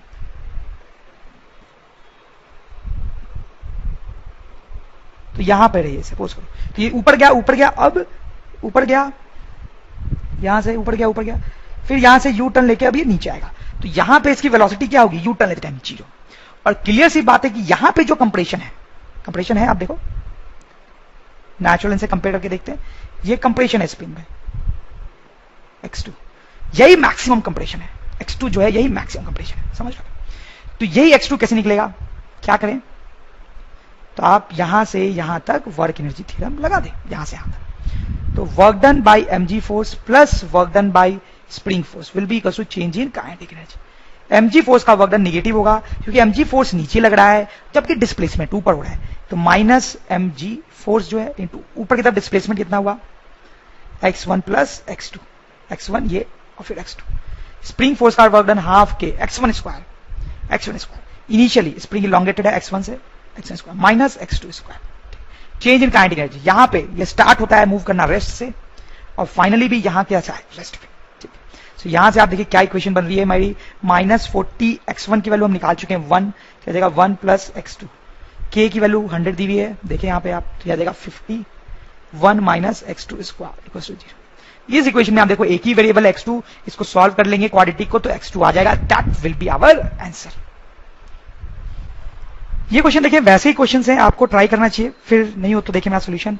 ये स्प्रिंग है, उससे एक रस्सी अटैच्ड है, ये 5 kg का ब्लॉक है, इसको हमने यहाँ पकड़ रखा है, फिर मैंने इसको रिलीज कर दिया यहाँ से, तो ये नीचे जाएगा, क्यों नीचे जाएगा, mg फोर्स के कारण। ठीक है, तो क्वेश्चन ये है कि find maximum elongation of spring. जब ये नीचे जाएगा, आप देखो ये नीचे जाएगा तो स्प्रिंग इधर इलोंगेट होगी, उस स्प्रिंग का मैक्सिमम इलोंगेशन हमें निकालना है। ठीक है, तो ये जो ब्लॉक है वो नीचे आ रहा है, नीचे आया तो मैंने नीचे किया इसको नीचे, लेकिन जीवन भर तो ये नीचे आता नहीं रहेगा। ठीक है, नीचे आएगा, फिर कभी कभी यू टर्न लेके ऊपर आएगा, तो जब ये यू टर्न ले रहा होगा तो इसकी वेलोसिटी जो है वो 0 होगी, और उस टाइम जो इलोंगेशन होगा, समझ पा रहे होगे कि उस टाइम जो इलोंगेशन होगा x1, वही स्प्रिंग का मैक्सिमम इलोंगेशन होगा, क्योंकि उसके बाद तो ब्लॉक ऊपर आएगा तो स्प्रिंग के इलोंगेशन कम होगा। तो ये इलोंगेशन निकालने के लिए आप यहां से वर्क एनर्जी थ्योरम लगा देंगे, तो work done by spring force plus work done by mg force will be equal to change in kinetic energy. तो स्प्रिंग फोर्स का वर्क डन होगा हाफ के x1 स्क्वायर, शुरू में कोई इलोंगेशन नहीं है 0, बाद में इलोंगेशन है x1, mg फोर्स का वर्क डन, ये कितना नीचे आएगा, कितना देखिए आप, अगर स्प्रिंग x1 से इलोंगेट हुआ है तो इसका मतलब ये x1 से नीचे आएगा, अगर स्प्रिंग x1 से इलोंगेट हुआ है तो ये x1 से नीचे आएगा, तो x1 से नीचे आएगा तो mg फोर्स का वर्क डन हो जाएगा mg into x1, change in kinetic energy, final kinetic energy, यहाँ पे फाइनल काइनेटिक एनर्जी 0 है, माइनस इनिशियल काइनेटिक एनर्जी, हमने रिलीज किया था रेस्ट से, ऐसे लिखा हुआ है देखो, रिलीज फ्रॉम रेस्ट, तो हमने रेस्ट से रिलीज किया था, तो यहाँ पे इनिशियल वेलोसिटी भी क्या थी 0, इसको आप सॉल्व करेंगे तो you get the value of x1, यहाँ से x1 आ जाएगा। तो आप देख सकते हैं हर क्वेश्चन में जो कैसा भी दिखे काम वही करना होता है, तो यही होता है फिजिक्स में, क्वेश्चन जो है वो शकल बदल बदल के आता है लेकिन कॉन्सेप्ट वही यूज होता है। लुक एट दिस क्वेश्चन, ये थोड़ा डिफिकल्ट क्वेश्चन हो सकता है आपके लिए, क्योंकि इसके लिए वर्क एनर्जी थ्योरम जो हम पढ़ रहे हैं वो तो आना ही है, फ्रिक्शन की भी नॉलेज अच्छी खासी यूज होती है इसमें, ठीक है। तो थोड़ा सा फ्रिक्शन रिकॉल करें आप, थोड़ा सा रिवाइज करें, फिर इस क्वेश्चन को देखें, ठीक है, तभी आप ये समझ पाएंगे, ठीक है। तो मैकेनिक्स में क्वेश्चन होते हैं जिसमें कई सारे चैप्टर्स मिक्स होते हैं, वैसे क्वेश्चन हमेशा डिफिकल्ट होते हैं क्योंकि वैसे क्वेश्चन को करने के लिए आपको सारे चैप्टर्स आने चाहिए, पर ठीक है थोड़ा भी फ्रिक्शन आता है तो मैं आपको करंटली समझा दूंगा। देखो क्या हो रहा है यहाँ पे, क्वेश्चन क्या है, ये स्प्रिंग अपने नेचुरल लेंथ में, ये एक ब्लॉक है 2 kg का, ठीक है, ग्राउंड के साथ इसका फ्रिक्शन है म्यू 0.5 दिया, रस्सी से ये ब्लॉक हैंग कर रहा है 10 kg का, इसको यहाँ से रिलीज किया, रिलीज किया मतलब अभी इसकी वेलोसिटी कितनी है 0, इसको यहाँ से 0 वेलोसिटी रिलीज किया, तो अब ये नीचे आएगा, mg फोर्स के कारण नीचे आएगा, ठीक। तो क्वेश्चन ये है कि जब ये ब्लॉक चलने लगेगा, कुछ देर बाद ऐसा होगा कि ये चलने लगेगा, तो ये जब चलने लगेगा तो उस टाइम इसकी वेलोसिटी क्या होगी, ये क्वेश्चन है, आप पढ़ सकते हो। 10 kg block is release from rest, इसको रेस्ट से रिलीज कर रहे हैं, find its velocity when 2 kg block starts moving, इसकी वेलोसिटी बतानी है जब ये मूव करना स्टार्ट करता है। सब देखो क्या करेंगे इसमें, कैसे सोचेंगे, सब देखो यहाँ पे होगा क्या, देखो कुछ देर बाद क्या होगा, ये ब्लॉक नीचे आएगा, तो मैंने माना कि ब्लॉक x1 से नीचे आ गया, ठीक है, तो स्प्रिंग भी इलोंगेट हो गया x1 से, ठीक है, अभी तक ये ब्लॉक मूव हुआ नहीं है, अभी तक हम मान रहे हैं कि ब्लॉक रेस्ट पे है, रेस्ट पे है, तो अगर ये x1 से नीचे आया तो स्प्रिंग भी x1 से इलोंगेट हो गया। अब देखो जैसे जैसे ये x1 बढ़ेगा मतलब ये नीचे जाएगा, वैसे वैसे स्प्रिंग का इलोंगेशन बढ़ेगा, ठीक है। अब ये स्प्रिंग इलोंगेट हो रही है तो इस ब्लॉक पे फोर्स लगाएगी, कितना kx1, जैसे जैसे ये नीचे जाएगा स्प्रिंग का इलोंगेशन बढ़ेगा तो ब्लॉक पे फोर्स भी बढ़ेगा, ये जो फोर्स है इसको इधर ले जाना चाहेगा, लेकिन फ्रिक्शन फोर्स जो है वो इसको रोकने की कोशिश करेगा, रोकने की कोशिश। अब ये फ्रिक्शन फोर्स जो है उसकी मैक्सिमम वैल्यू यहाँ पे जो लग सकती है वो निकाल लो आप, म्यू एन होगा, that is mu mg, that is 0.5, m कितना है 2 इंटू जी 10, ये हो जाएगा हमारा 10, ठीक है, 10 न्यूटन। तो ये मैक्सिमम फ्रिक्शन फोर्स जो लग सकता है वो 10 है, ठीक है। तो ये नीचे जा रहा है तो स्प्रिंग इलोंगेट होता जा रहा है, स्प्रिंग का फोर्स बढ़ता जा रहा है, ये ब्लॉक कब मूव करेगा, कब मूव करेगा, जब ये फोर्स 10 से बड़ा हो जाए, मैक्सिमम फ्रिक्शन 10 लग सकता है, तो ये स्प्रिंग फोर्स इसको तब मूव करा पाएगा जब ये 10 से ज्यादा हो जाए, तो block of 2 kg moves if kx1 greater than 10 Newton से, ठीक है, यानी ये जस्ट मूव करने वाला होगा जब ये स्प्रिंग फोर्स 10 न्यूटन का हो जाएगा, 10 न्यूटन का, तो ये जस्ट मूव करने वाला होगा, इसका मतलब उस टाइम पे x1 की वैल्यू आ जाएगी हमारे पास 10 बाई स्प्रिंग कांस्टेंट जो कि देना मैं भूल गया था, 100 ले लें आप तो जाएगा 0.1, ठीक है। तो यानी जब ये x1 की वैल्यू 0.1 हो जाएगी तब ये जस्ट मूव करने वाला होगा, जस्ट मूव करने वाला होगा, उस टाइम पे इस ब्लॉक की वेलोसिटी हमें बतानी है कि इसकी नीचे की तरफ कितनी वेलोसिटी होगी, ठीक है, तो उस टाइम पे तो अब कुछ नहीं करेंगे, बस यहां से यहां तक वर्क एनर्जी थ्योरम लगा देंगे। तो work done by work energy theorem कैसे लगाएंगे आप देखें, तो work done by spring force plus work done by mg force will be equals to work done by tension force plus work done by mg force. इस block पे लगा रहे हैं वर्क एनर्जी थ्योरम, इस ब्लॉक पे, तो इस पे जो है देखा जाए तो 2 फोर्स लग रहे हैं ना, एक नीचे mg और ऊपर ये टेंशन फोर्स, ठीक है, एक नीचे mg और ये tension force, this will be equals to change in kinetic energy. But the point is कि ये work done by tension force को work done by spring force भी लिख सकते हैं, क्यों, क्योंकि क्या है कि ये जो टेंशन फोर्स है, ये जो टेंशन फोर्स है वो स्प्रिंग के बराबर होगा ना, टेंशन फोर्स जो है वो स्प्रिंग फोर्स के बराबर होगा। क्यों होगा ऐसा, ऐसा हमने न्यूटन्स लॉ वाले चैप्टर में, देखो मैंने बोला कि थोड़ा डिफिकल्ट क्वेश्चन है, बहुत कुछ याद होना चाहिए आपको, न्यूटन्स लॉ वाले चैप्टर में ऐसा पढ़ा था कि जब स्प्रिंग और रोप एक जगह पे अटैच होते हैं, स्प्रिंग और रोप एक जगह पे अटैच्ड होते हैं तो वो सेम फोर्स लगाते हैं, तो स्प्रिंग का फोर्स और रोप का फोर्स सेम होगा। तो यहां से मेरे पास आ जाएगा work done half k x1 0 था minus x1 square minus x2 square, मतलब बाद का इलोंगेशन, तो बाद का इलोंगेशन है 0.1, तो 0.1 स्क्वायर।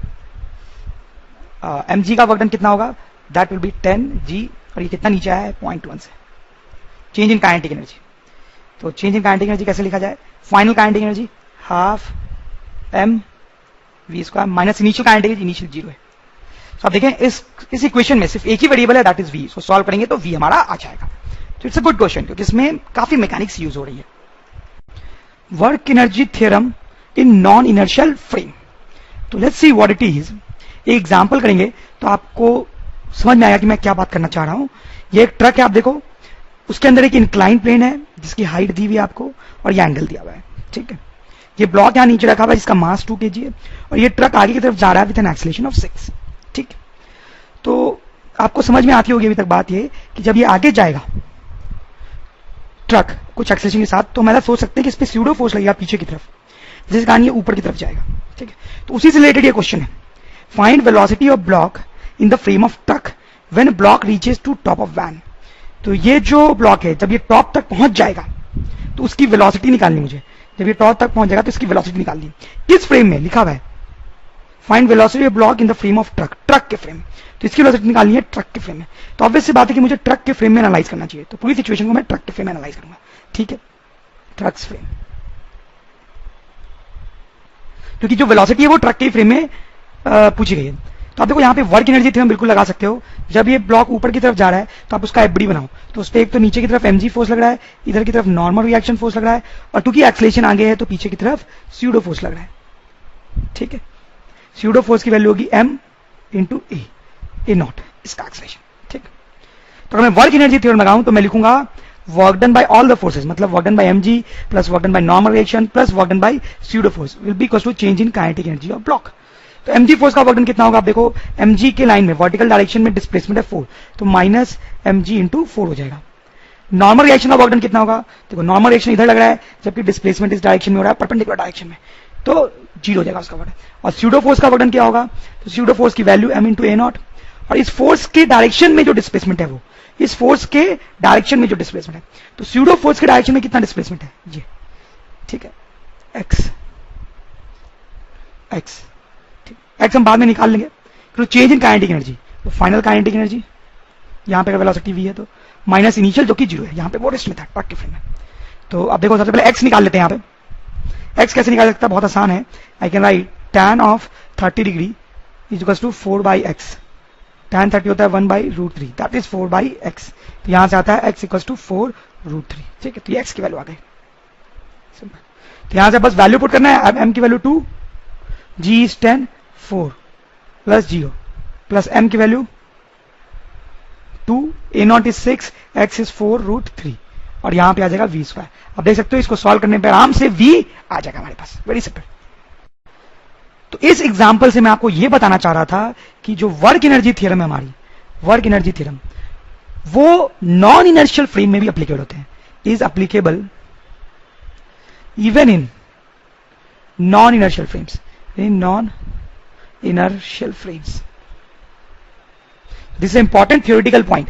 देखो इससे पहले जितने भी एग्जांपल्स मैंने किए हैं या हमने किए हैं उसमें आप देखना कि हम वर्क एनर्जी थ्योरम जो था वो ग्राउंड फ्रेम में अप्लाई कर रहे थे, पूरी सिचुएशन को ग्राउंड के फ्रेम में देख रहे थे और वर्क एनर्जी थ्योरम भी ग्राउंड के फ्रेम में लगा रहे थे। ये अकेला ऐसा क्वेश्चन है जिसमें हम सिचुएशन को नॉन इनर्शियल ट्रक के फ्रेम में देख रहे हैं और वर्क एनर्जी थ्योरम भी हमने ट्रक के फ्रेम में लगाया है। वर्क एनर्जी थ्योरम जो होता है वो नॉन इनर्शियल फ्रेम में भी एप्लीकेबल होता है, ठीक है। हाँ, कई बार लोग कंफ्यूज हो जाते हैं इसमें, लोग ये कंफ्यूज हो जाते हैं कि अगर मैं नॉन इनर्शियल फ्रेम में वर्क एनर्जी थ्योरम लगा रहा हूं तो स्यूडो फोर्स का वर्क कंसीडर करना है या नहीं करना है। तो आप देख सकते हैं कि स्यूडो फोर्स का वर्क कंसीडर करना होता है। तो work energy theorem is applicable even in non inertial frame, but work done by pseudo force has to be taken into account, has to be taken into account. But work done by pseudo force has to be taken into account. Pseudo force का work done जो है वो हमें consider करना पड़ता है। देखो ये जो बात है बहुत लॉजिकल बात है, क्योंकि अगर आपको याद हो थोड़ा तो F इक्वल्स टू ma, ये जो न्यूटन सेकेंड लॉ की इक्वेशन होती है उसी से हमने वर्क एनर्जी थ्योरम डिराइव किया है। आप देखो इसका डेरिवेशन हमने डिराइव किया था, तो न्यूटन सेकेंड लॉ से ही हमने वर्क एनर्जी थ्योरम डिराइव किया। तो अगर कहीं पे न्यूटन सेकेंड लॉ एप्लीकेबल है तो वर्क एनर्जी थ्योरम भी एप्लीकेबल होगा, क्योंकि वर्क एनर्जी थ्योरम जो है न्यूटन सेकेंड लॉ से है। तो हमने देखा था कि नॉन इनर्शियल फ्रेम में भी न्यूटन सेकेंड लॉ एप्लीकेबल होता है if pseudo force is considered, applicable even in non inertial frame if pseudo force is considered. ये हमने न्यूटन्स लॉ के चैप्टर में देखा था स्यूडो फोर्स पढ़ते टाइम कि F equals to ma applicable होता है even in non inertial frame if pseudo force is considered. तो क्योंकि वर्क एनर्जी थ्योरम इसी से आया है तो ये भी इसके लिए भी वही बात ट्रू होगी, applicable in non inertial frame if pseudo force is considered. Work energy theorem के बारे में आपको एक बहुत इंपॉर्टेंट बात बताने वाला हूं जो एक्चुअली आपको क्वेश्चन सॉल्व करने में बहुत मदद करेगा। जैसे सपोज करो एक सिंपल सा क्वेश्चन लेते हैं कि ये जो ब्लॉक है इसको इंक्लाइंड पिन के ऊपर से छोड़ा, ऑब्वियस सी बात है कि अब ये जो ब्लॉक है वो स्लाइड करते करते नीचे आएगा। ठीक है, तो t इक्वल टू 0 पे हमने ब्लॉक को छोड़ा था, सपोज करो t इक्वल टू 2 सेकंड पे आपको इस ब्लॉक की वेलोसिटी बतानी है। t इक्वल टू 2 सेकंड पे वो यहां है, आपको उसकी वेलोसिटी बतानी है। ठीक, तो वर्क एनर्जी थ्योरम यूज कर सकते हैं क्या हम यहां? देखो लिख के देखते हैं, वर्क एनर्जी थ्योरम यूज करेंगे तो हम लिखेंगे work done by all the forces on this block will be equal to change in kinetic energy. अब देखो आप इस इक्वेशन में कहीं भी टाइम नहीं आता है। Work done is basically force और डिस्प्लेसमेंट का product and kinetic energy is basically half m v square. तो इस पूरी इक्वेशन में टाइम कहीं भी नहीं आता है, नो टाइम। इसलिए अगर हमें किसी पर्टिकुलर टाइम पे वेलोसिटी पूछी गई है तो वर्क एनर्जी थ्योरम से कोई फायदा नहीं होगा, क्योंकि उसमें तो टाइम का टर्म आता ही नहीं है। इसलिए इस केस में हम वर्क एनर्जी थ्योरम से क्वेश्चन को सॉल्व नहीं कर पाएंगे। तो आप ध्यान भी देना, इससे पहले हमने जितने भी एग्जांपल्स किए हैं उसमें कहीं भी टाइम की बात नहीं हो रही थी। तो हमने देखा कि वर्क एनर्जी थ्योरम से क्वेश्चंस आसानी से सॉल्व हो जाते हैं, बिल्कुल सही बात है। लेकिन अगर क्वेश्चन में टाइम की बात हो रही है तो फिर वर्क एनर्जी थ्योरम जो है वो जनरली हमारी हेल्प नहीं कर पाएगा। वैसे सिचुएशंस में न्यूटन्स लॉ से ही क्वेश्चन को सॉल्व करना पड़ता है। तो आप ध्यान रखें, if question involves time generally work energy theorem is not helpful. तो अगर क्वेश्चन में टाइम इन्वॉल्व है तो वर्क एनर्जी थ्योरम उतना हेल्पफुल नहीं होता है। अगर आपको यह वीडियो अच्छा लगा हो तो कृपया इसे लाइक करें। डेली ऐसे ही वीडियो देखने के लिए चैनल को सब्सक्राइब करना ना भूलें और बेल आइकन दबाना भी ना भूलें, ताकि आपको नए वीडियो की जानकारी तुरंत मिलती रहे। और अगर आपको लगता है कि आपके दोस्तों को भी इससे फायदा हो सकता है तो उनके साथ भी शेयर करें।